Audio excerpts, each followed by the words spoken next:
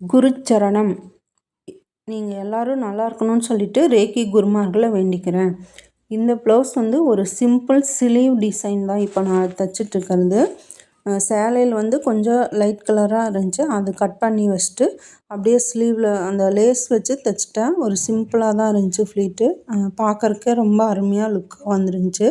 இது ஒரு காலேஜ் ஸ்டூடெண்ட்டோட ஒரு பொண்ணோடைய இது. அப்புறம் கீழே வந்து பார்டர் வேணான்னு சொல்லிட்டாங்க, அதனால் பார்டர் கட் பண்ணிவிட்டு அந்த ஸ்லீவ் மட்டும் வைக்க சொல்லியிருந்துச்சு. அதே மாதிரி நீட்டாக வச்சு கொடுத்துட்டேன், நல்லா இருந்துச்சு.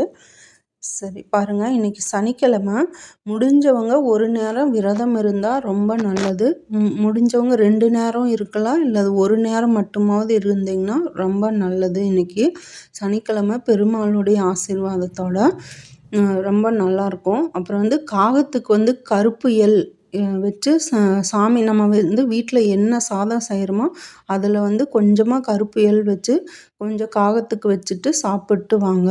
அது வந்து வாழ்க்கையில் முன்னோர்களுடைய ஆசீர்வாதத்தையும் நல்ல தடைகளை போக்கி வாழ்க்கையில் நல்ல முன்னேற்றங்கள் ஏற்பட வழிவகுக்கும்.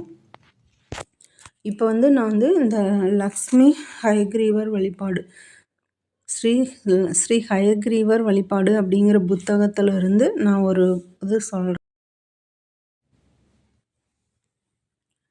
சகல காரிய சித்திக்கான சுலப முறைகள். கல்வி ஓங்கி வளர. இத்ருங் நயஞ்ச நோதஞ்ச நோத்யல் லயசர்கோ லகுக்ரிய வித்யாசகாயோ வாகிசோ மாத்ருகாமண்ட லீக்ருத. இத்ருங் நயஞ்ச நோதஞ்ச நோத்யல் லயசர்கோ லகுக்ரிய வித்யாசகாயோ வாகிசோ மாத்ருகாமண்ட லீக்ருத. இத்ருங் நயஞ்ச நோதஞ்ச நோத்யல் லயசர்கோ லகுக்ரிய வித்யாசகாயோ வாகிசோ மாத்ருகாமண்ட லீக்ருத. ஹயக்ரீவர் கல்வி கடவுள். மேற்கண்ட ஹயக்ரீவர் ஸ்லோகத்தை தினமும் 10 முறை பிரயாணம் செய்தால் கல்வியில் மேன்மை அடையலாம். இதை வந்து நீங்கள் படிக்காத குழந்தைகள் இருந்தாங்கன்னா யாராவது இந்த ஸ்லோகத்தை டெய்லி 10 டைம் சொல்லிகிட்டே வந்தோம்னா அது வந்து அவங்க படிக்கிறதுக்கு உண்டான ஒரு நல்ல வழிகாட்டுதலை பிரபஞ்சமே ஏற்படுத்தி கொடுக்கும் அப்படின்னு சொல்லிட்டு இது போட்டுக்கிறாங்க. இன்னும் நிறைய ஸ்லோகங்கள் இருக்குது.